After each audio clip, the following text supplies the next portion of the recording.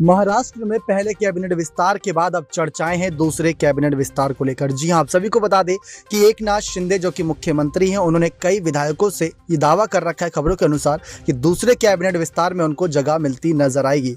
वो जगह अपने लिए नहीं मांग रहे, वो जगह उन पदों को लेकर मांग रहे जिन पदों से कार्य करते हुए जनता के लिए कुछ यहाँ पर समर्थन करना चाहते हैं, क्योंकि जनता के प्यार से ही वो नेता के रूप में चुने गए थे। वही प्यार जनता के प्रति दोबारा वो वापस देना चाहते हैं कार्य के तौर पर। कोई कृषि मंत्रालय चाहता था, कोई यहाँ पर जनता के प्रति यहाँ पर जबरदस्त तरीके से जमीनी स्तर पर खुले तौर पर राजनीति करने के लिए कुछ बड़े पदों की मांग कर रहा था। लेकिन आप सभी को याद दिला दें कि जब महाराष्ट्र में बगावत हुई थी तो 39 विधायकों का आंकड़ा था एकनाथ शिंदे के पास और 106 का आंकड़ा था देवेंद्र फडणवीस के पास। लेकिन आप सब जब भी कुछ सुनते होंगे तो यही सुनते होंगे कि शिंदे और फडणवीस के समर्थन से सरकार बनी। लेकिन महाराष्ट्र में 288 विधानसभा सीटों को लेकर यहाँ पर चर्चाएं रहती है, 287 जो कि एक अप्रोक्स आंकड़ा बताया जाता है।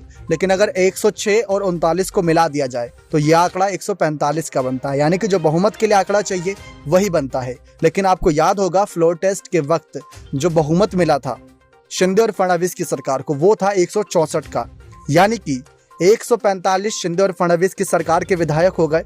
बाकी जो विधायक बचे वो निर्दलीय विधायक थे और उन विधायकों ने यह स्थिति साफ कर दी थी कि शिंदे और फडणवीस काफी मजबूती से खड़े रहेंगे।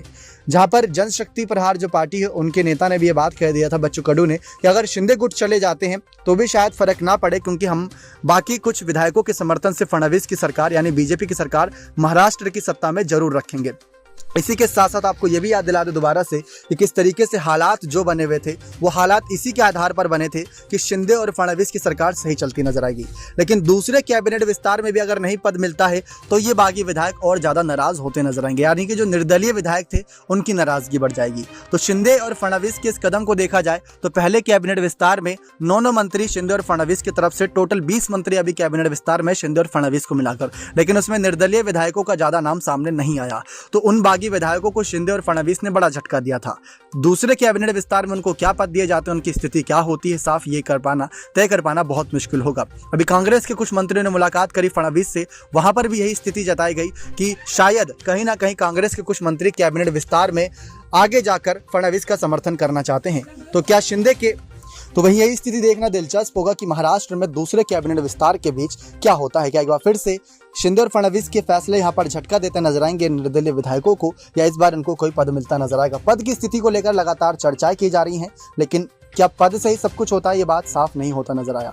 लेकिन अब यहाँ पर चर्चा यही इस बात की होनी है कि किस तरीके से महाराष्ट्र में दूसरा कैबिनेट विस्तार किन आधार के तहत होता है।